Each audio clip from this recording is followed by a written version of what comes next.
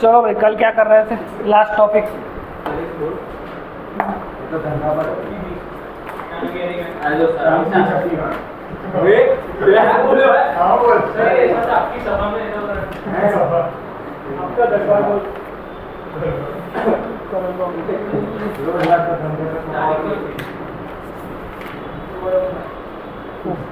Energy density का formula prove किया था। उसके बाद एनर्जी फाइंड करी थी hollow conductor, solid conductor and hollow non conductor की। उसके बाद हम फाइंड कर रहे थे एनर्जी ऑफ एसएनसी।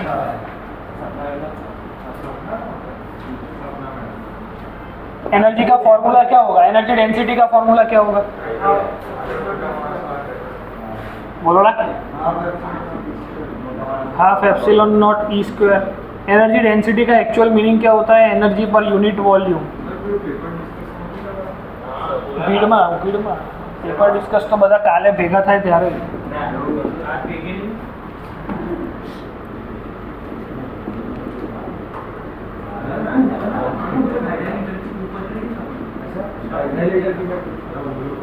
तो ओनली एनर्जी फाइंड करने के लिए फॉर्मूला क्या था? ये बातें बन half epsilon not E square dot volume. Volume के साथ उसका मल्टीप्लिकेशन करेंगे तो क्या मिल जाएगा? ओनली एनर्जी मिल जाएगी। ऐसे हमने कल कौन सी एनर्जी फाइंड करी थी? Hollow conducting, solid conducting. याद चला कल लो।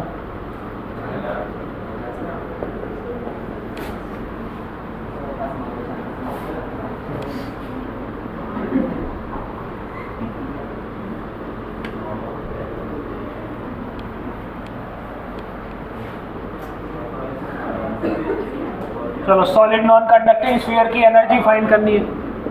फॉर्मूला क्या होता है उसका? सॉलिड नॉन कंडक्टिंग स्फीयर की एनर्जी का फॉर्मूला क्या होगा? 3/5 kq²/r। Now we have to find that solid non conducting sphere के अंदर क्या होता है? इनसाइड चार्जेस होते हैं। कल नॉर्मली सॉल्व किया था, किसी इनफाइनाइट शीट के आगे क्यूब को रख दिया तो क्यूब में कितनी एनर्जी होगी? तो वो नॉर्मली मिल जाएगा बिकॉज उसमें इलेक्ट्रिक फील्ड कांस्टेंट होती है। Due to solid non conducting sphere electric field constant नहीं होती है। दैट्स व्हाई हम क्या करेंगे? एक एक्स सरफेस पे जाके एक dx कंसीडर करेंगे इनसाइड, और सिमिलरली एक्स पे जाके dx आउटसाइड भी ले सकते हैं। तो हमें क्या मिलेगा? एनर्जी इनसाइड और एनर्जी आउटसाइड। एनर्जी इनसाइड का फॉर्मूला क्या होगा? Half epsilon not. अब सॉलिड नॉन कंडक्टिंग स्फीयर के लिए इनसाइड पॉइंट के लिए इलेक्ट्रिक फील्ड का फॉर्मूला क्या होता है? कि qx/r³ का square into volume of this thing. इसका वॉल्यूम क्या होगा इस पर्टिकुलर शेडेड रीजन का?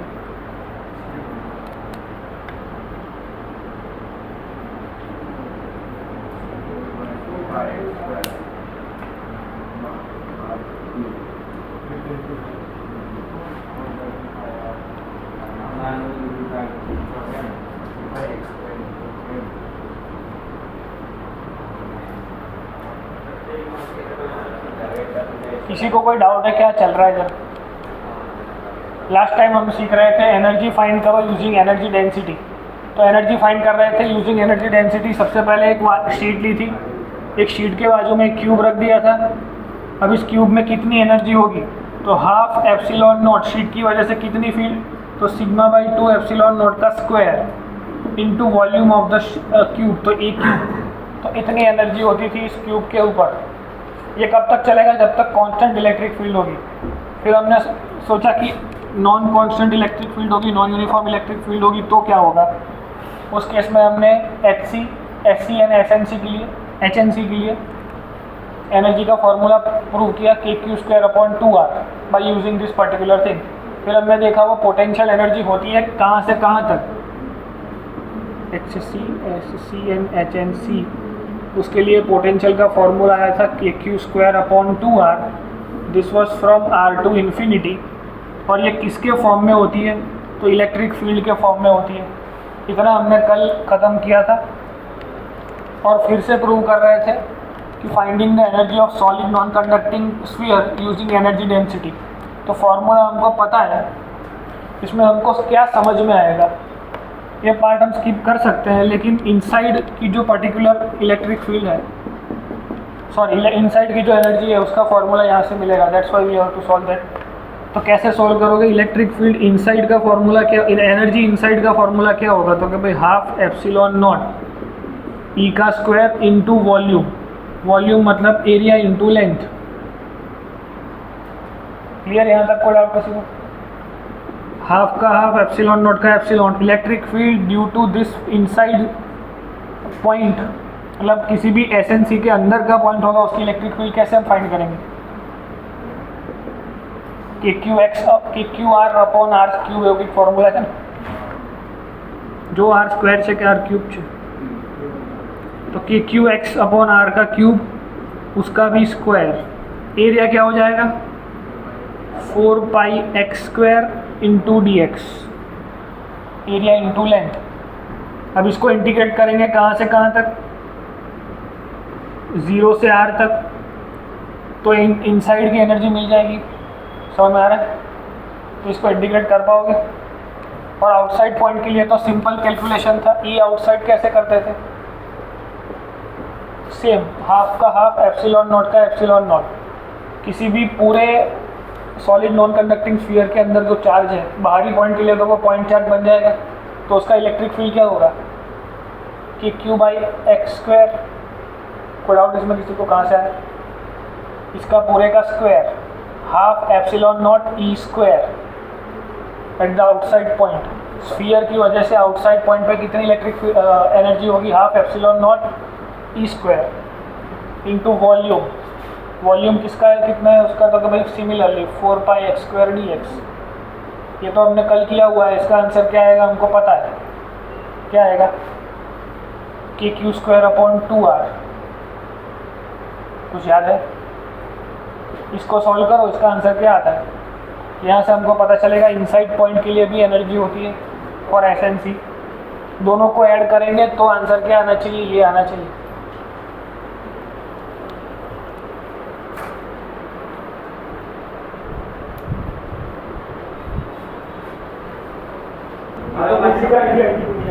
चलो कोई बात नहीं, इधर ध्यान दो।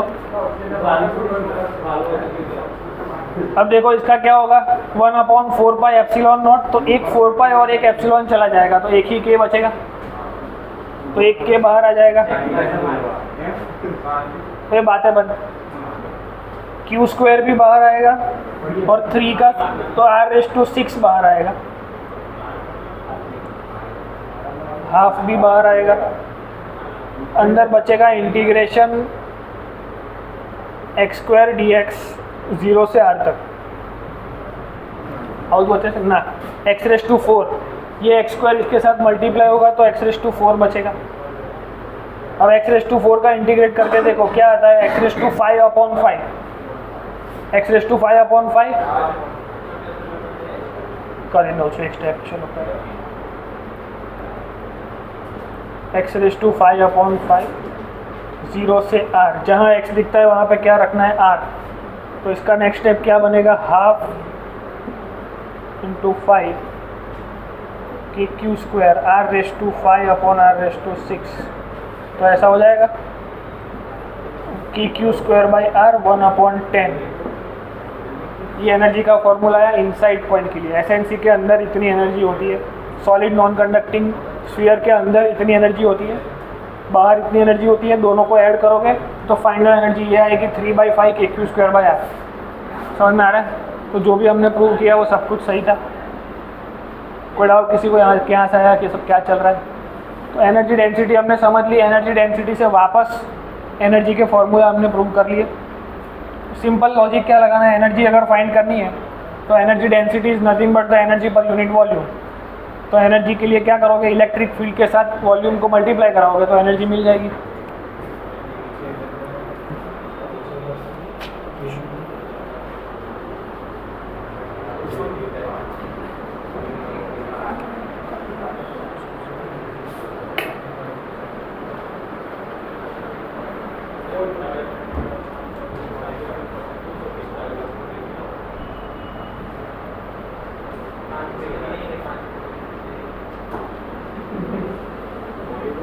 मतलब प्रूफ समझ में ना आए, पर याद क्या रखना है कि एसएनसी के इनसाइड भी एनर्जी होती है, potential energy which is KQ²/10R। कहीं समझना पड़ी फरी समझाओ શું બેસું થોડું જોરથી બોલ, દેખાતું જ નહીં શું વાત કરે તો આગળ આવી જાય ને, બેસ એક બેન્ચ આગળ આવી જાઓ બસ।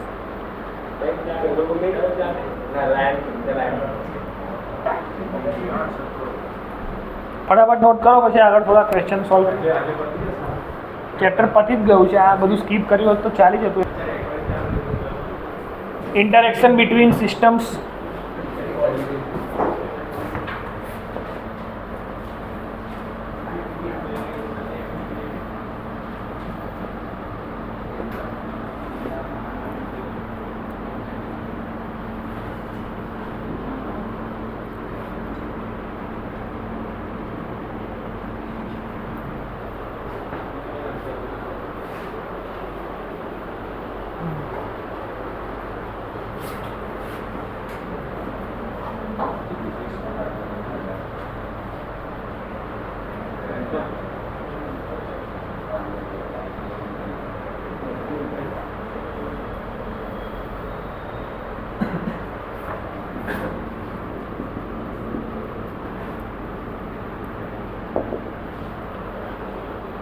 देखो hollow non conducting sphere with R1 radius Q1 charge, question number 43 आया है। Hollow non conducting sphere with radius R1 having charge Q1 and solid non conducting sphere with R2 radius having charge Q2। इस condition के लिए, ऐसी condition दोनों sphere से एक दूसरे से d डिस्टेंस पे है, तो आपको टोटल पोटेंशियल एनर्जी सिस्टम को फॉर्म करने की या फिर energy, interaction energy between the two spheres, ऐसा क्वेश्चन पूछेंगे। एकदम सिंपल क्वेश्चन है, सिंपली 3 पोटेंशियल एनर्जी का एडिशन करना है, जो आएगा वो आंसर। क्वेश्चन सबको समझ में आया क्या पूछा है? Hollow non conducting sphere with R1 radius Q1 charge.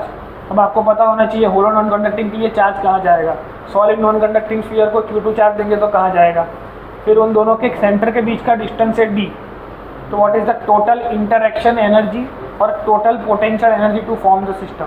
तो क्वेश्चन पूछने के 2 तरीके, इस सिस्टम की इंटरेक्शन एनर्जी क्या होगी या फिर इस सिस्टम को फॉर्म करने के लिए कितनी एनर्जी लगी होगी।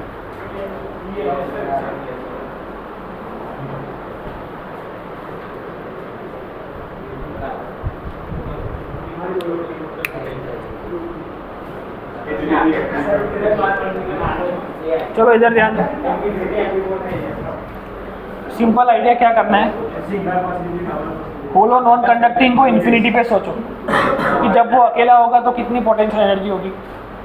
होलो नॉन कंडक्टिंग की पोटेंशियल एनर्जी का फॉर्मूला क्या होता है, अभी अभी यहाँ पे लिखा हुआ था KQ²/2R1। हाँ तो KQ1²/2R1 प्लस, अब सॉलिड नॉन कंडक्टिंग स्फीयर को इन्फिनिटी पे सोचो तो उसकी एनर्जी क्या होगी 3/5 KQ2²/R2 प्लस, अब इन दोनों को इंटरेक्ट करवाया, एक दूसरे से d डिस्टेंस पे रखा हुआ है, तो it will work as a point charge, तो KQ1 it will also work as a point charge, तो KQ2, both point charges are separated by distance d, तो d। सिंपल, એટલું રોકેટ સાયન્સ નહીં, ખાલી આપણને ખબર હોવી જોઈએ કે ઇન્ટરેક્શન બિટવીન ટુ સિસ્ટમ વડા તો કરવાનું છે। और बड़ी 2 स्फीयर्स एक दूसरे के पास रखे होंगे तो कितनी एनर्जी होगी।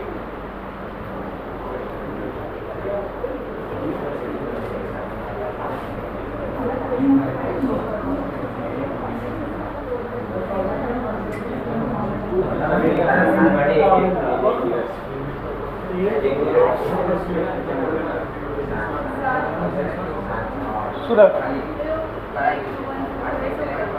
के Q one Q two by D hollow non conducting हो गया solid non conducting both will work as a point charge if looking outside outside point के लिए ये भी पॉइंट चार्ज ये भी पॉइंट चार्ज तो दो पॉइंट चार्ज एक दूसरे के बाजू बाजू में डी डिस्टेंस पे हो Q1 एंड Q2 तो what is the potential energy तो के Q1 Q2 बाई आर इधर डी है तो के Q1 Q2 बाई डी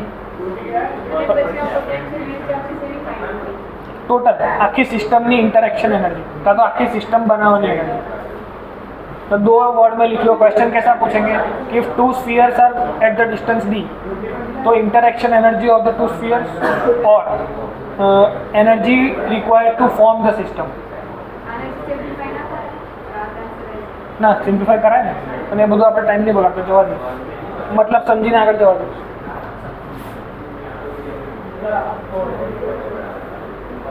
ચલો ભાઈ અહીંયા બીજો સમ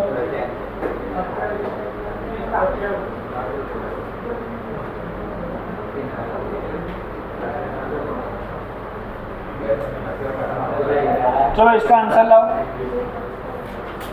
now we have to concentric hollow non conducting spheres sorry conducting spheres दोनों का आंसर तो एक ही आएगा तो find the total interaction energy of this given system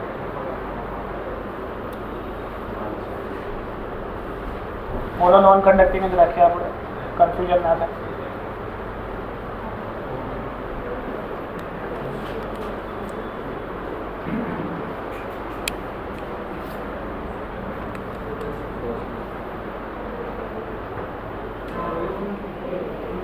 इसका सिंप्लीफिकेशन घर जाके कर देना जो भी आंसर आता हो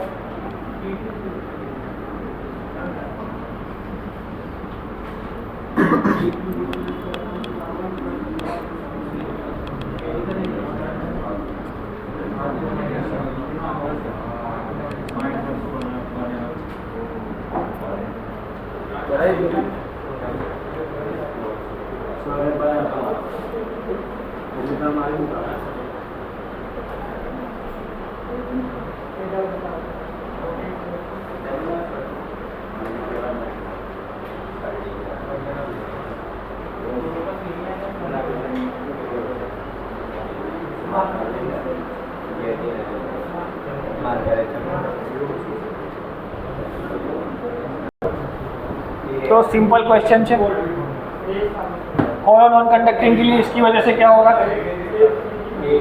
के Q1 square by 2R1 plus के Q2 square by 2R2 plus के Q1 Q2 upon R2 last कोई समझ कोई डाउट है हमें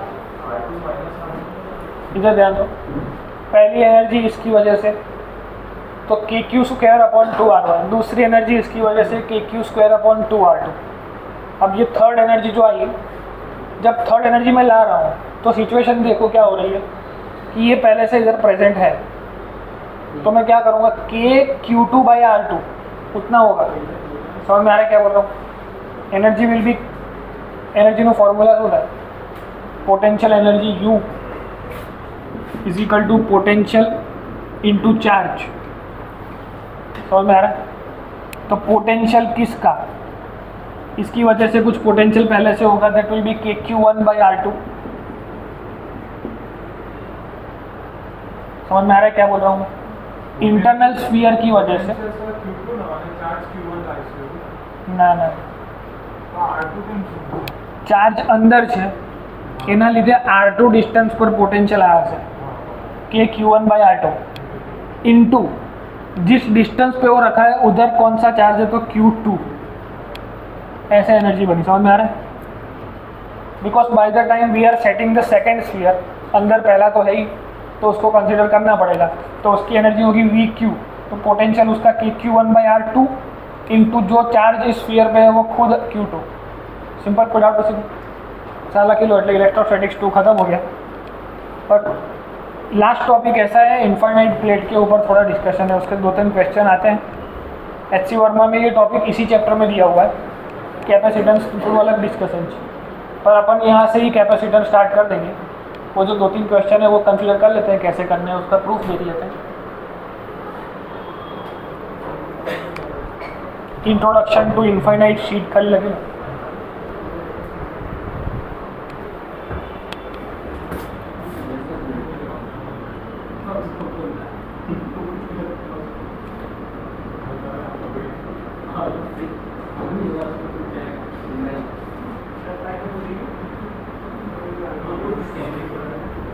सपोज पहला केस जो है which is non conducting sheet,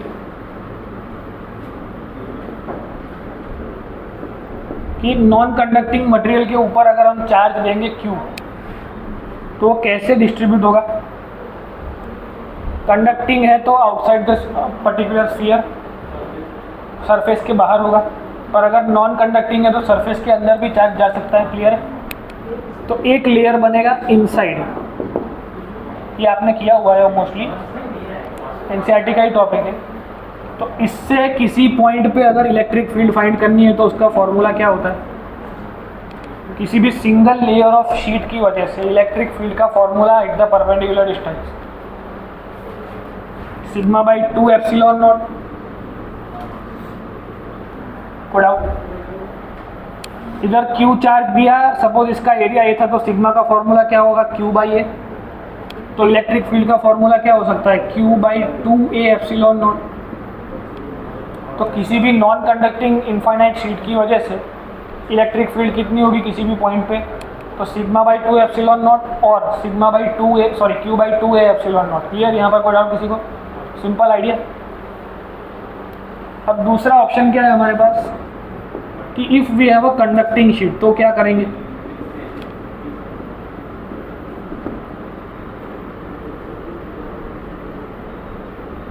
अब किसी भी कंडक्टिंग शीट को Q चार्ज देंगे तो वो कहाँ जाएगा, सरफेस पे जाएगा। तो सपोज इसको Q चार्ज दिया तो उसके एक सरफेस पे जाएगा एक लेयर और दूसरा लेयर इधर जाएगा। कोई डाउट किसी को? तो अगर Q चार्ज दिया तो आधा इधर आधा उधर, तो इधर Q बाई 2 गया होगा, इधर Q बाई 2 गया होगा, 2 लेयर बनेंगे। समझ में आ रहा है? तो electric field at this point due to first layer which will be sigma by 2 epsilon not. तो अब यहाँ पे एक लेयर पे सिग्मा कितना होगा, Q बाई 2a। समझ में आ रहा है क्या लिखा है, sigma on the one layer of the particular thing. यहाँ पे अगर मैं बीच में कोई पॉइंट O मान लूँ तो इधर इलेक्ट्रिक फील्ड कितनी होनी चाहिए, बिकॉज किसी भी कंडक्टर के इनसाइड मटेरियल के अंदर इलेक्ट्रिक फील्ड कितनी होती है, 0। और पोटेंशियल कैसा होता है, कांस्टेंट। तो इसे बोलते हैं इक्वी पोटेंशियल रीजन। तो ये सारे कंडक्टर की प्रॉपर्टी हमें याद होनी चाहिए, उसी के ऊपर कैपेसिटेंस का पूरा चैप्टर है। तो इलेक्ट्रोस्टैटिक्स 2 जहाँ पे एंड होगा वहीं से कैपेसिटर चालू होगा। समझ में आ रहा है? तो सिंपल आइडिया कैपेसिटर का आपके दिमाग में क्या है, रेजिस्टेंस हमने आज तक पढ़ा हुआ है कि resistance is nothing but V upon I। क्या रेजिस्टेंस वोल्टेज पे डिपेंड करता है कि करंट पे डिपेंड करता है?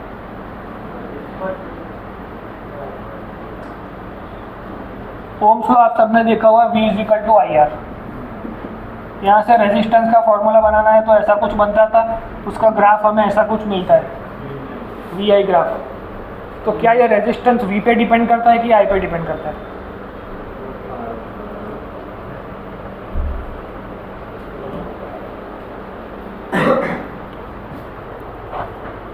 अब ये मटेरियल की हार्डकोर प्रॉपर्टी है रेजिस्टेंस। समझ में आ रहा है? कॉपर का खुद का रेजिस्टेंस है, आयरन का खुद का रेजिस्टेंस, एल्यूमिनियम का खुद का resistance. It doesn't depends on aluminium कितने वोल्टेज पे लगाया या कितने करंट पे लगाया। समझ में आ रहा है?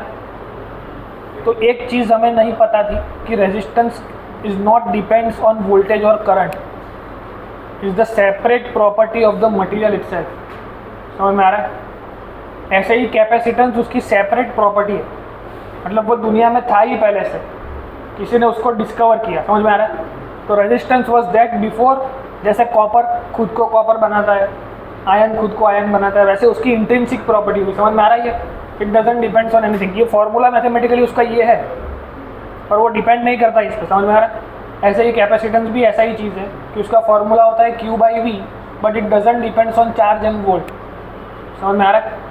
तो आपको समझना है कि resistance, capacitance and inductance. Inductance एक और चीज़ आएगी, रेजिस्टेंस हमने 10th क्लास में देखा हुआ है, तो इसका एक बेस लेकर के इसको समझ सकते हैं। समझ में आ रहा है? सिमिलरली जैसा रेजिस्टेंस था वैसा ही कैपेसिटेंस होता है, कोई डाउट किसी को? तो मतलब किसी भी कंडक्टिंग मटेरियल का रेजिस्टेंस भी हो सकता है, कैपेसिटेंस भी हो सकता है और इंडक्टेंस भी हो सकता है। समझ में आ रहा है?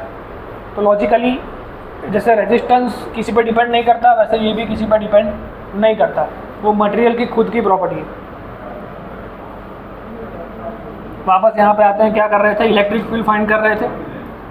Electric field was given from the first layer sigma by 2 epsilon naught, दूसरे लेयर की वजह से again sigma by 2 epsilon not. तो आंसर क्या आएगा? Sigma by epsilon naught. Sigma का फॉर्मूला यहाँ से लगाओ, क्या आएगा? Q by 2A epsilon not. तो electric field non conducting sheet की वजह से ज़्यादा है या कंडक्टिंग शीट की वजह से?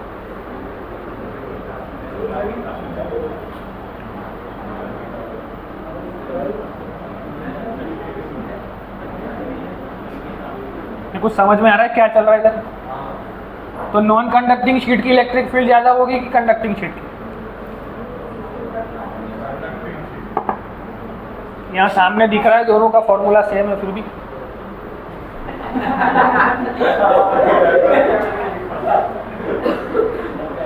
चल रहा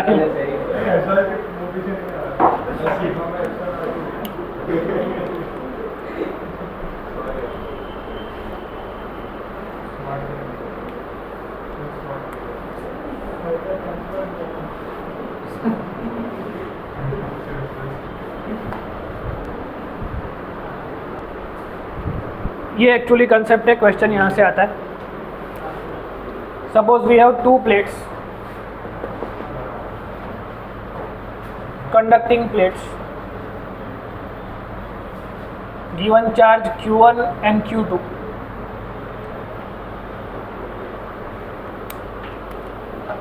इन दोनों प्लेट पे एक Q1 चार्ज और एक Q1 चार्ज दिया गया, कंडक्टिंग प्लेट है। तो इन दोनों की तरफ जो चार्ज डिस्ट्रीब्यूट होंगे वो Q बाई 2 होंगे, Q1 बाई 2 Q1 बाई 2 होंगे कि नहीं होंगे? नहीं होंगे। क्यों नहीं होंगे? बिकॉज यहाँ पे तो ये अकेला था, कोई दूसरा इसके ऊपर इन्फ्लुएंस नहीं था। समझ में आ रहा है? अब सिचुएशन देखो, इस पे चार्ज Q1, इस पे चार्ज Q2, तो इसकी वजह से इधर कुछ चार्ज जाएगा। मान लो Q1 चार्ज गया, इधर Q2 चार्ज गया, इधर Q3, इधर Q4। हम इसको सेम नहीं बोल सकते। Q1 can not be Q1 by 2 and Q2 can not be Q1 by 2। ऐसा क्यों? बिकॉज यहाँ दूसरा चार्ज है जिसकी वजह से इलेक्ट्रिक फील्ड है, वो इलेक्ट्रिक फील्ड इसको इन्फ्लुएंस करेगी, इसके अंदर इंडक्शन हो सकता है। समझ में आ रहा है? इंडक्शन से चार्ज चेंज हो सकते हैं। तो एक्चुअली करना क्या है, जैसे स्फीयर में हम चार्ज डिस्ट्रीब्यूशन करते थे, वैसे इसमें प्लेट्स में चार्ज डिस्ट्रीब्यूशन करना है, वो हम सीख रहे हैं। तो कैसे आएगा? तो यहाँ से 2 इक्वेशन बनाओ। हमको क्या फाइंड करना है? Q1, Q2, Q3, Q4 क्या होगा? कंसेप्ट हमें क्या समझना है कि ये Q1, Q2, Q3, Q4 के बारे में हम क्या बोल सकते हैं। जब किसी 2 कंडक्टिंग प्लेट्स को ऐसे पैरेलली एडजस्ट किया जाएगा तो चार्जेस ऐसे से अपने आप लेयर्स बना लेंगे, वो हमने यहाँ पे सीखा। बिकॉज क्या होता है, कंडक्टर की खुद की प्रॉपर्टी है, चार्ज देने पे कहाँ चला जाएगा? बाहर चला जाएगा। बेसिक आइडिया सबको समझ में आ रहा है क्या बोल रहा हूँ? तो चार्ज विल गो आउटसाइड। पर अगर ये अकेला होता तो Q1 बाई 2 चला जाता, सिंपल टू अंडरस्टैंड। पर दूसरा प्लेट इधर बाजू में पड़ा हुआ है, उसके ऊपर भी चार्ज है, तो इसकी वजह से इस पर इन्फ्लुएंस होगा। जैसे 2 स्फीयर्स की वजह से एक स्फीयर का दूसरे स्फीयर पे इन्फ्लुएंस हो रहा था इलेक्ट्रिक फील्ड में, वो सब हमने सीखा हुआ है। सिमिलर उसी से कनेक्टेड है, दैट्स वाई वो एक साथ पढ़ते हैं। समझ में आ रहा है? जैसे एक स्फीयर के अंदर दूसरा स्फीयर, ऐसा सब हमने किया हुआ है। एक होलो कंडक्टिंग, दूसरा होलो कंडक्टिंग, तो इसकी फील्ड, इसकी फील्ड। समझ में आ रहा है? तो इसी के ये 2 टुकड़े अगर मैं मान लूँ तो ये प्लेट बन जाएगी, 2 प्लेट्स, पैरेलल प्लेट्स। समझ में आ रहा है? ऐसा दोनों एक जैसा ही है, दैट्स वाई एक साथ पढ़ रहे हैं। तो इसको समझने का और क्या तरीका हो सकता है? तो कि भाई ये Q1, Q2, Q3, Q4 कैसे अरेंज होंगे, कैसे डिस्ट्रीब्यूट होंगे, that we have to define. समझ में आ रहा है क्या कर रहे हैं इधर? कि वहाँ पे जैसे हम स्फीयर के अंदर चार्ज डिस्ट्रीब्यूट कर रहे थे कि सेंटर पे अगर प्लस Q है, इधर सेंटर पे अगर प्लस Q रखा, तो इस वाले स्फीयर के अंदर के लेयर पर माइनस Q आएगा और बाहर के लेयर पर प्लस Q इंड्यूस होगा। जैसे हमने किया हुआ है। समझ में आ रहा है? सिमिलर चीज़ यहाँ पे करनी है, लेकिन इसको समझने का तरीका अलग है। इसको एक बार प्रूव कर लेते हैं। फिर जो प्रूवन मेथड के बाद जो आंसर आएगा वो हम याद कर लेंगे। तो फर्स्ट इक्वेशन, अगर 4 अननोन है तो 4 इक्वेशन चाहिए सॉल्व करने के लिए। मैथमेटिकली किसी भी इक्वेशन को सॉल्व करना है तो 4 अननोन हो तो 4 इक्वेशन चाहिए। तो पहला इक्वेशन मैं ऐसा लिख सकता हूँ Q1 + Q2 = Q1। इस Q1 के ही 2 सेपरेट लेयर्स बने और इस Q2 के 2 सेपरेट लेयर बने Q3 + Q4 which is Q2। अब ध्यान से समझो, तो electric field inside the material तो हमको पता है 0 होती है, तो electric field eight point A क्या होगी, 0 होगी। पर पॉइंट ए पे कितनी इलेक्ट्रिक फील्ड है, इन तीनों चार्ज की वजह से σ/2ε इस तरफ, इसकी वजह से σ/2ε इस तरफ। समझ में आ रहा है क्या बोल रहा हूँ? तो 1 प्लस और 3 माइनस वो मिला के क्या हो जाएगा, 0। समझ में आ रहा है क्या बोल रहा हूँ? तो इसके बारे में इक्वेशन बनाओ जस्ट लाइक दैट। क्या बनेगा कि Q1/2A0 is equal to Q2/2A0 plus Q3/2A0 plus Q4/2A0। सबको समझ में आया क्या लिखा है? बिकॉज वी नो दैट कि electric field inside the particular material will be 0। ये कंडक्टिंग मटेरियल की प्रॉपर्टी है, हमको पता है। तो इसकी वजह से इस तरफ एक फील्ड होगी और इन तीनों की वजह से इस तरफ 3 फील्ड होगी। समझ में आ रहा है? E1 - E2 - E3 - E4 = 0। बाकी के 3 को इस तरफ ले जाऊंगा तो ऐसा कुछ बनेगा, ये सब कैंसल आउट हो जाएगा। तो इक्वेशन बनेगा Q1 = Q3 + Q2 + Q3 + Q4। ये बन गया third equation. First equation, second equation, third equation. Third equation को देखते ही मुझे पता चल गया कि fourth equation will be like this. इसके अंदर 0 मान लूँगा तो क्या बनेगा, Q4 = Q1 + Q2 + Q3। इस इक्वेशन में कोई डाउट किसी को? सिमिलरली जो यहाँ किया फिर से यहाँ किया। एक्चुअली टाइम बचाने के लिए हम क्या करते हैं, थोड़े स्टेप्स की वो करते हैं। एक बार मैं समझाता हूँ, दूसरी बार नहीं समझाता हूँ, तो इतना हमारे दिमाग में हो जाना चाहिए। समझ में आ रहा है? बिकॉज अनलिमिटेड लेक्चर तो है नहीं। अब इक्वेशन नंबर 3 और 4 को ऐड करो और 3 और 4 को माइनस करो तो इसका सॉल्यूशन आएगा कुछ। सोल्व कराते हैं, 3 और 4 को ऐड कराते हैं तो क्या बनेगा, Q1 + Q4। इस तरफ भी Q1 + Q4 बनेगा, कैंसिल हो जाएगा। Q2 + Q3 लखो पड़ सकते, हाँ। Q2 = -Q3 आएगा, Q2 = -Q3 आएगा। अब 3 - 4 कराओ तो Q1 - Q4, इसमें से ये चला जाएगा, इसमें से ये चला जाएगा, तो Q1 - Q4 which is equal to Q4 - Q1। तो Q1 = क्या जाएगा, Q4। अब यहाँ से क्या समझ में आया हमको, कंसेप्ट बन के आया कि इफ़ 2 प्लेट्स आर पैरेलल तो जो टोटल चार्ज होगा ये Q1 और Q4 जो होगा वो सेम होगा। अब इसको प्रूव करना पड़ेगा कि ये Q1 Q2 के साथ क्या हुआ।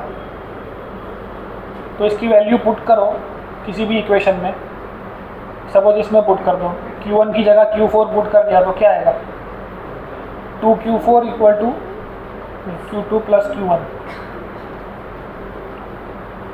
ये बन जाएगा Q1 बन जाएगा Q2 बराबर। ओके ठीक है। तो Q1 और Q4 कैसा होना चाहिए, सेम होना चाहिए। जैसे ही 2 चार्ज देंगे तो Q1 और Q4 सेम हो जाएंगे और Q2 और Q3 ऑपोजिट साइंस के होंगे। ये उसका कंसेप्ट हो गया। अब this concept is true for any kind of parallel plates, 2 हो, 3 हो, 4 हो, कितनी भी इनफाइनाइट प्लेट्स भले ही क्यों ना हो, इसमें हमेशा यही नियम लगेगा। क्या लिखना है मैं लिखाता हूँ, पहले इसको नोट कर लो अच्छे से। कंसेप्ट लिख लेते हैं, फिर 2 क्वेश्चन कर लेंगे।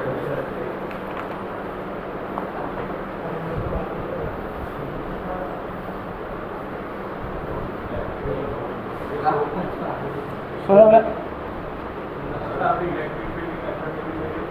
सही सकते हो,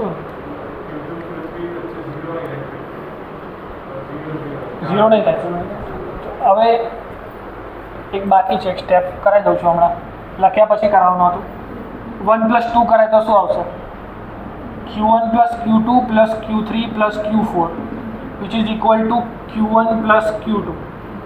अब यहाँ से कौन जीरो है, Q2 plus Q3 सेम है तो जीरो हो गया, और ये दोनों सेम है तो 2Q1 लिख सकता हूँ। तो फाइनल फॉर्मूला क्या बना कि ये जो Q1 और Q4 जो ऐसा है कि प्लेट को जो ओरिजिनल चार्ज दिया उसको ऐड करो, उसको डिवाइड बाई 2 करो, that will be go to 2 ends of the, मतलब एक बार लख लो बच्चों, कंसेप्ट लगाओगे शो कराऊंगा।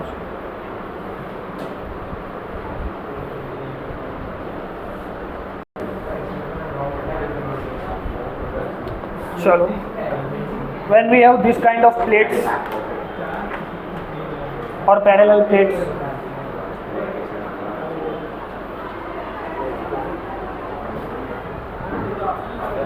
then charge come outside, ये outside plates पे जो आया that will be Q1 plus Q2 divided by 2,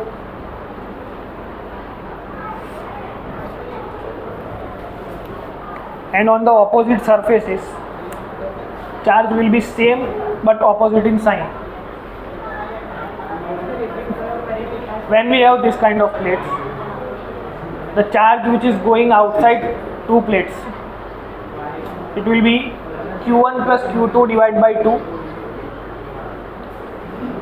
and on the opposite surfaces the charges will be of the opposite sign and same magnitude. This is true for any number of plates, कितनी भी number of plates हो ये true है। अब लगो तारा, when we have this kind of plates,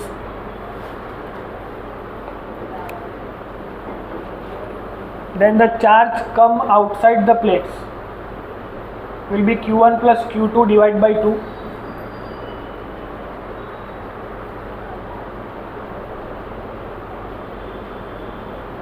and on the opposite surfaces the charge will have same magnitude but different sign। ये सबके लिए ट्रू है।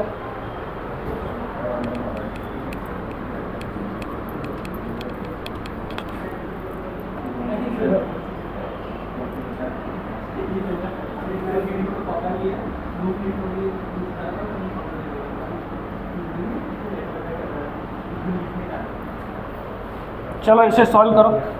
वी हैव 3 प्लेट्स, 45 नंबर का क्वेश्चन। एक प्लेट पे चार्ज Q, दूसरी पे 2Q, तीसरे पे 3Q। तो सारी प्लेट के लिए इनसाइड आउटसाइड चार्ज की वैल्यू फाइंड कर सकते हैं।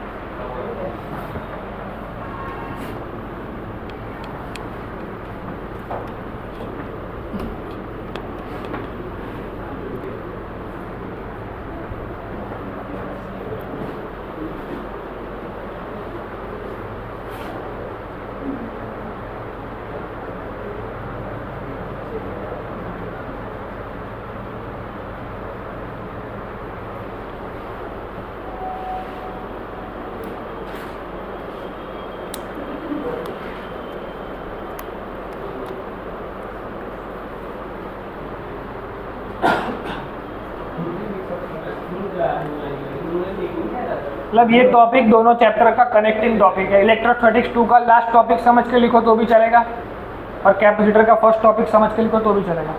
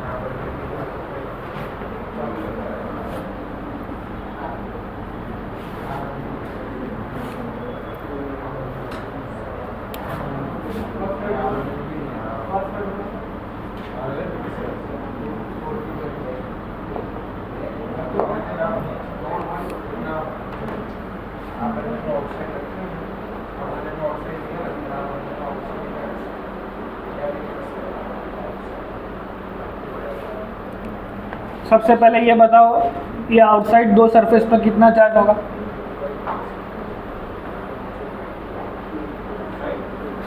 आउटसाइड टू सरफेस, देखो कितनी भी प्लेट्स हो, this two will be called as outside plates. समझ में आ रहा है? ऐसा अगर नहीं समझ में आता है तो सिंपली एक क्वेश्चन सॉल्व करेगा, इधर ध्यान दो।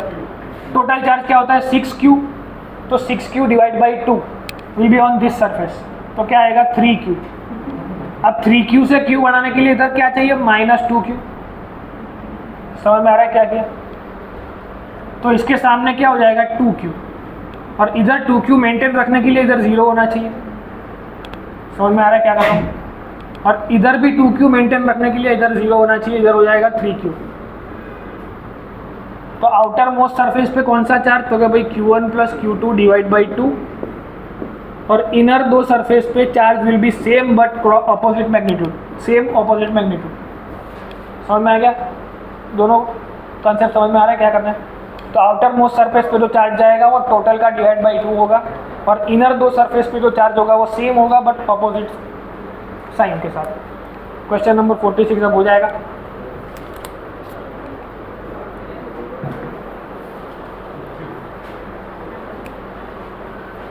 टू क्यू आउटसाइड ऐसे बराबर।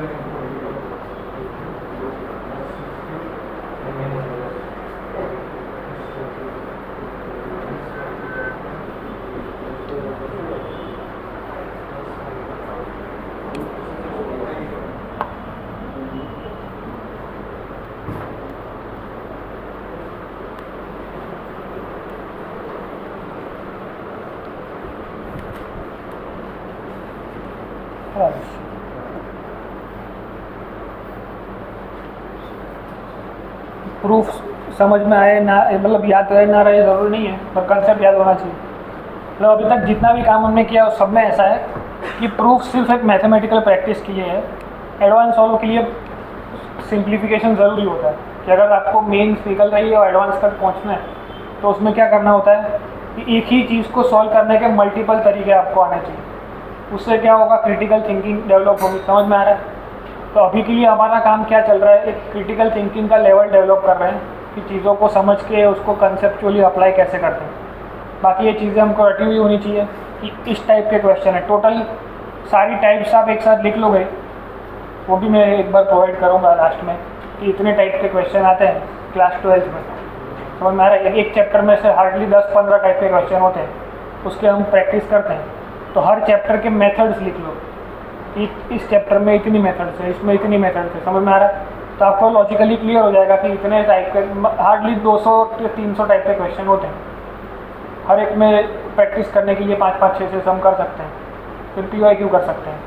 ये क्रैश कोर्स की बात हो गई। क्रैश कोर्स की बात में क्या करते हैं कि भाई इतना कंसेप्चुअली क्लियर नहीं होते, डायरेक्टली बता देते हैं this is the concept, that's how you will apply. ये 2 सम करा दिए, इसके बाद एग्जाम में जो पूछा है PYQ में 2-3 सम वो करा दिए, उससे मार्क्स आ जाएंगे। पर अभी के जो 1 साल आप दोगे उससे अलग लेवल के मार्क्स आ सकते हैं। इसके आप नीट के लिए 650 प्लस का टारगेट कर सकते हैं, लेकिन क्रैश कोर्स में 500-550 तक के मार्क्स आ सकते हैं, वो भी हार्डली। मतलब फिजिक्स में अगर क्रैश कोर्स किया है तो 120 के आसपास मार्क्स आते हैं, 120-150 कह रहा हूँ। पर ऐसे पूरा अगर 6-8 महीने का काम किया हुआ है अच्छे से 12th में और 11th में, तो फिर you can go for 180-160 plus जाने का सोच सकते हो, बिकॉज ईजी क्वेश्चन होते हैं। तो इन लोगों के लिए तो मैं आपको बताऊँगा क्या करना है, कैसे करना है। अब इसको सॉल्व कैसे किया? तो भाई आउटर मोस्ट सरफेस पर टोटल चार्ज का डिवाइड बाई 2, टोटल चार्ज है 7 + 8, 7 + 1 तो 8, -4 आएगा तो +4 बचा, तो बाहर चला जाएगा 2 2। अब इधर -4 बनाने के लिए कितना होना चाहिए, इधर -6, तो इस तरफ कितना हो जाएगा +6। अब इधर फिर से क्यू बनाने के लिए -5, तो इधर +5। तो लॉजिकली सब कुछ क्लियर। कोई भी एक चार्ज पूछ ले तो आपको समझ में आ जाएगा। बस अब कैपेसिटेंस स्टार्ट कर देते हैं। 10 मिनट थोड़ू 10 मिनट सारू लाग करવું પડશે, શું કરીએ। तो कैपेसिटर क्या होता है? Capacitor can be understood with the analogy of resistor.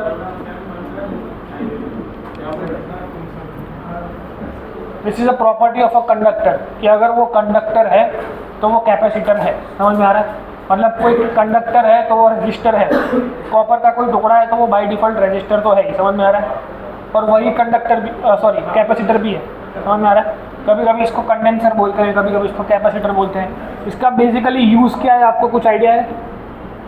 What is the use of capacitor?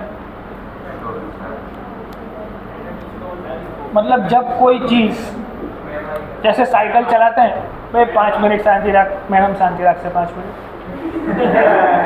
Cycle का अगर फर्स्ट पेडल लगाते हैं तो मैक्सिमम एनर्जी चाहिए, चलने के बाद थोड़ी एनर्जी कम, मतलब कम फोर्स पे वो पेडल लगते रहेंगे।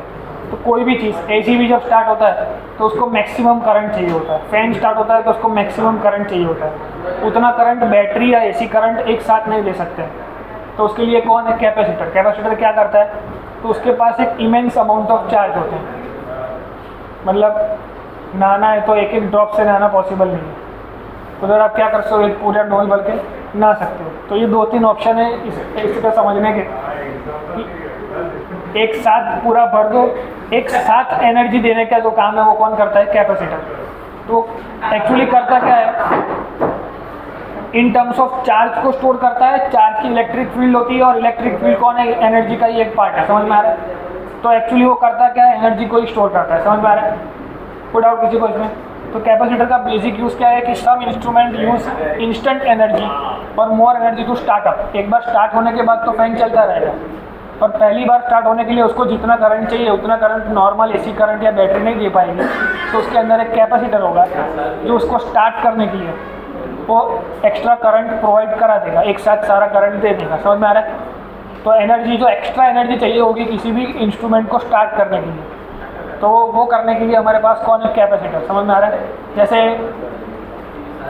फॉर एग्जांपल, हाँ, पुराने कोडक के कैमरा आते थे, पता है वो रोल वाले कैमरा, उसमें सेल बहुत छोटे से होते थे, पर उसमें आप अगर फ़ोटो जब खींचते थे तो flash use to create a very large amount of light. ऐसा लगता है किसी 100-200 वोल्ट का बल्ब चला गया, उतना बड़ा एक फोकस लगाएगा वो। तो वो उतने से सेल में से इतनी एनर्जी कहाँ से आई? सेल तो उतना एनर्जी प्रोवाइड नहीं कर पाएगा। समझ में आ रहा है? तो उसके अंदर कैपेसिटर होगा। कभी आपने कोई सर्किट देखी हो तो ऐसा सिलिंड्रिकल शेप के होते हैं, एक प्लस एक माइनस। मतलब फैन के अंदर भी जो ऊपर दिख रहा है वो ओपन फैन है, उसके अंदर वो सिलेंडर दिख रहा है सिल्वर कलर का, वो कैपेसिटर है। और दोनों में दिख रहा है। तो कैपेसिटर उसको स्टार्ट करवाता है। समझ में आ रहा है? अगर कैपेसिटर बिगड़ गया तो फैन नहीं चलेगा, हमको कैपेसिटर नया डालना पड़ेगा तभी फैन चल पाएगा। करंट में फैन तक पहुंच रहा है पर उतना करंट क्या बोल सकते हो, तो सफिशिएंट नहीं है उसको स्टार्ट करने के लिए। समझ में आ रहा है? तो करंट उसमें पहुंचा। एक्चुअली पैरेलल प्लेट कैपेसिटर हमारे सिलेबस में है, पर उसको समझना ऐसे है कि वो कंडक्टर की ही एक प्रॉपर्टी है। समझ में आ रहा है? कोई भी कंडक्टर होगा तो उसके अंदर क्या होगा? कैपेसिटेंस होगा। जैसे कोई भी कंडक्टर होगा तो उसके अंदर क्या होगा? रेजिस्टेंस होगा। सिंपल वैसे कैपेसिटर, कोई भी कंडक्टर कैपेसिटेंस हो सकता है। इंडक्टर भी क्या होता है? कोई भी कंडक्टर ही होता है। ये चैप्टर नंबर 7 में आपको डिटेल में समझाएंगे कि जैसे रेजिस्टर का रेजिस्टेंस होता है, कैपेसिटर का कैपेसिटेंस होता है, वैसे ही इंडक्टेंस का क्या होता है? इंडक्टेंस। तो ये 3 चीज़ों को मिला के सर्किट बनती है। सर्किट के 3 इंपॉर्टेंट पॉइंट्स हैं, जैसे ब्रह्मा विष्णु महेश, ऐसे आपके चैप्टर नंबर 7 में इंडक्टर, रेजिस्टर्स, RLC सर्किट बोलते हैं इसको। ये रेजिस्टर, इंडक्टर एंड कैपेसिटर को मिला के सर्किट बनती है। तो RLC series circuit, LC circuit, ये सब सर्किट्स आएंगी फ्यूचर में, उसकी बात बाद में करेंगे। तो बेसिकली कैपेसिटर क्या होता है हमको समझ में आ गया। अब किसी भी स्फेरिकल कंडक्टर की मदद से उसको ईजिली समझ सकते हैं। तो अगर कोई स्फेरिकल कंडक्टर है, इसको क्यू चार्ज देंगे तो कहाँ जाएगा? On the outside surface. Outside surface पे जाएगा तो इसकी क्या होगी? इलेक्ट्रिक फील्ड होगी। इलेक्ट्रिक फील्ड क्या कर रही होगी? तो उसकी जो पोटेंशियल एनर्जी होगी, पोटेंशियल एनर्जी क्या होगी इसकी? kq²/2r। तो ये जो पोटेंशियल एनर्जी है वो किसके फॉर्म में है? इलेक्ट्रिक फील्ड के फॉर्म में है। समझ में आ रहा है? इसके आउटसाइड अगर इसका पोटेंशियल फाइंड करना है तो क्या होगा? kq/r। सिंपल। अब कैपेसिटेंस का एक्चुअल लॉजिकल एक्सप्लेनेशन ऐसा है कि capacitance is a capacity to hold the charge. तो charge divided by volume is explained as the capacitance of the particular conductor. तो capacity to hold the charge मतलब charge hold करेगा, पर charge अंदर जाएगा कैसे? After applying some potential difference. But question ऐसा है कि भाई चार्ज कैपेसिटेंस क्यू पे डिपेंड करता है कि वी पे? तो किसी पे नहीं करता है। अभी हमने सीखा कि जैसे इसका एनालॉजी किसके साथ सेट होगा? Resistance equal to V upon I के साथ। कि वो रेजिस्टेंस जैसे एक प्रॉपर्टी है मटेरियल की, वैसे कैपेसिटेंस ही उस कंडक्टर की प्रॉपर्टी है। समझ में आ रहा है? तो वी और आई पे रेजिस्टेंस भी डिपेंड नहीं करता, सिमिलरली कैपेसिटेंस डिपेंड नहीं करता क्यू और वी पे। जैसे इसके बारे में हम बात कर रहे थे सीरीज कनेक्शन, पैरेलल कनेक्शन, वैसे इसके बारे में भी सीरीज कनेक्शन, पैरेलल कनेक्शन आएगा। पैरेलल प्लेट कैपेसिटर असल में यूजफुल चीज़ है। और क्या स्फेरिकल कंडक्टर कैपेसिटर हो सकता है? तो हो सकता है, पर उसका कैपेसिटेंस बहुत कम है। वो अभी हम सीखेंगे कैसे। क्योंकि भाई Q/V इसका फॉर्मूला है, तो C = Q/V की जगह क्या लिख सकता हूँ? kq/r। तो Q चला जाएगा, तो क्या बचा? K तो बचेगा 4πε0r, ऐसा कुछ बचेगा। समझ में आ रहा है? तो ε0 का वैल्यू आप सबको पता होगा क्या होता है? 4 × 8.85 × 10⁻⁻12 इंटू रेडियस। रेडियस मान लो मैंने लिया 1 मीटर का गोला लिया हुआ है, तो यहाँ से इसका यूनिट क्या बनेगा? कूलम पर वोल्ट, या फिर जिसने इसको ढूंढा उसका नाम था फेराड, तो हम इसको फेराड भी बोलते हैं। तो अगर मुझे 1 फेराड बनाना है, उसका मतलब क्या हुआ? 1 coulomb charge should be stored inside the capacitance at 1 volt of potential difference. अब यहाँ से देखो तो इसके अंदर 4 × π × 10⁻⁻12, तो कितना कम कैपेसिटेंस है इसका। समझ में आ रहा है? 0.00012 के बाद कुछ नंबर आएगा, तो ये बहुत कम है। समझ में आ रहा है? तो किसी भी 1 मीटर रेडियस का अगर मैं पूरा गोला ले लूँ तो भी उसका कैपेसिटेंस बहुत कम आएगा। अगर मैं इधर रेडियस ऑफ अर्थ भी ले लूँ तो उसका भी कैपेसिटेंस बहुत कम आएगा। समझ में आ रहा है? That's why spherical capacitors are not in use. समझ में आ रहा है? स्फेरिकल कैपेसिटर है, एक्चुअली वो कैपेसिटेंस ही है। समझ में आ रहा है? और वो उसको यूज़ क्यों नहीं कर सकते? बिकॉज उसका कैपेसिटेंस बहुत कम है बाय दिस फार्मूला। समझ में आ रहा है क्या बोल रहा हूँ? तो कैपेसिटेंस ऑफ स्फेरिकल कैपेसिटर, असल में इसको समझने का ये तरीका है कि कोई भी रैंडम कंडक्टर है, उसको चार्ज दिया तो उसके आउटसाइड सरफेस पे जाएगा। Capacitance is defined as Q/V। पर उसको इजीली समझने के लिए स्फेरिकल शेप लेंगे तो इजीली समझ में आ जाएगा कि 1 farad is a very big value. समझ में आ रहा है? 1 फैराड ऐसे ही नहीं बन जाएगा। क्या बोल रहा हूँ? समझ में आ रहा है? किसी दिन गलती से साइंटिस्ट से क्या हुआ, ये स्फेरिकल कंडक्टर जो पड़ा हुआ था पॉजिटिवली चार्ज, उसके बाजू में वो एक नॉन कंडक्टिंग स्फीयर को छोड़ के चला गया। मतलब neutral conductor, sorry non conducting नहीं, न्यूट्रल कंडक्टर को छोड़ के चला गया। फिर उसने सुबह आके देखा तो क्या हुआ होगा? इसकी वजह से इसके अंदर इंडक्शन हुआ होगा। तो negative charges will be like this और positive charges will be like this. तो इंडक्शन होने की वजह से नए कैपेसिटेंस में कुछ चेंज आया होगा।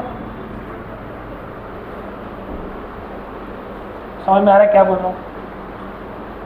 तो कैपेसिटेंस इंक्रीज हुआ होगा या तो डिक्रीज हुआ होगा। वो कैसे पता चलेगा? पोटेंशियल से।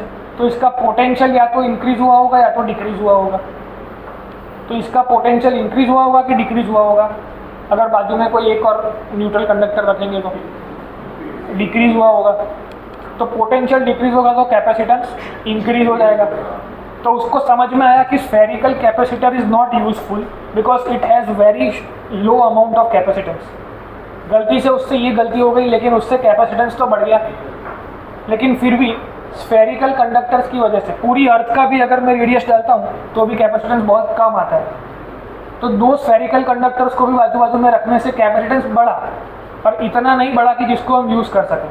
किसी सर्किट का कैपेसिटर पार्ट है जो बहुत छोटी चीज़ है, लेकिन अगर 1-1 मीटर के भी 2 स्फीयर्स हैं तो वो सर्किट में फिट कैसे होंगे? समझ में आ रहा है? दैट्स वाई स्फेरिकल का कंडक्टर के पास कैपेसिटेंस होता है और उसको हम यूज़ नहीं कर सकते। समझ में आ रहा है? दैट्स वाई सिलेबस में कौन है? Parallel plate capacitor. तो इंट्रोडक्शन पार्ट में हमको पता चल गया कैपेसिटर क्या है, उसका यूज़ कहाँ पे है और कैसे कैपेसिटर होते हैं। उसको बेसिकली समझने के लिए ये वाली फंडा होता है। एनसीईआरटी में ये वाला केस दिया हुआ है कि कोई भी रैंडम कंडक्टर ले लो, उसको क्यू चार्ज दे दो तो क्या होगा, सारा चार्ज सरफेस पे चला जाएगा। अब सरफेस पे चला गया तो सरफेस चार्ज दिया कैसे होगा तूने? तो देने के लिए तेरे को पोटेंशियल देना पड़ेगा। समझ में आ रहा है? और पोटेंशियल देने के लिए पोटेंशियल देंगे तो कुछ करंट भी जाएगा। दैट्स वाई करंट इलेक्ट्रिसिटी का भी कोई रेफरेंस इसमें लगता है, पर अभी हमको नहीं पता है तो उसके बारे में डिस्कस नहीं करते हैं। इसको अपनी लैंग्वेज में सिर्फ लिख लो कि capacitance is the capacity to hold the charge per unit volt.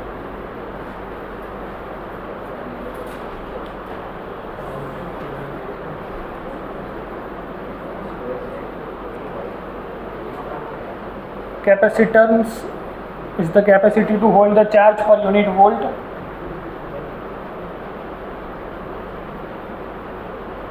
Capacitor is an instant source of energy.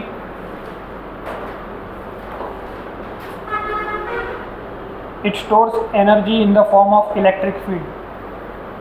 ये मोस्ट इम्पॉर्टेंट पॉइंट है, आपको हमेशा याद होना चाहिए कि ये जो एनर्जी इसके पास स्टोर हुई वो एनर्जी के फॉर्म में हुई, और ये जो एनर्जी है वो आर से लेके इन्फिनिटी तक होती है। समझ में आ रहा है? मतलब एनर्जी स्फेरिकल कंडक्टर के पास भी है और वो बिखरी हुई है। कहाँ से कहाँ बिखरी हुई है? आर से लेके इन्फिनिटी तक। समझ में आ रहा है? दैट्स वाई ये यूजेबल नहीं है,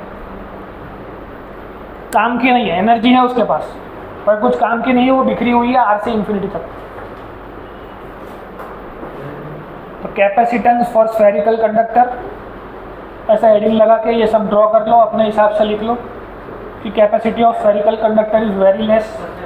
अगर पूरी अर्थ को भी कंसिडर कर ले तो भी वो 1 फैराडे नहीं बना पाएगा। तो वहाँ से हमको पता चला कि 1 Faraday is a very big value.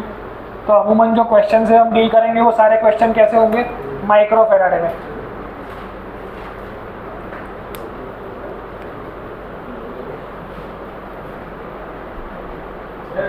Energy की बात करें, it stores energy in the form of electric field. यहाँ पर दिख रहा है कि एक कैपेसिटर है, स्फेरिकल कैपेसिटर, उसके पास चार्ज है, वो एनर्जी स्टोर करता है in the form of electric field. और वो इलेक्ट्रिक फील्ड उसने कहाँ से कहाँ तक लगाई? तो आर से लेके इन्फिनिटी तक। तो इसकी एनर्जी बिखर गई आसपास। समझ में आ रहा है? इसका कैपेसिटेंस बिखर गया आर से लेके इन्फिनिटी तक।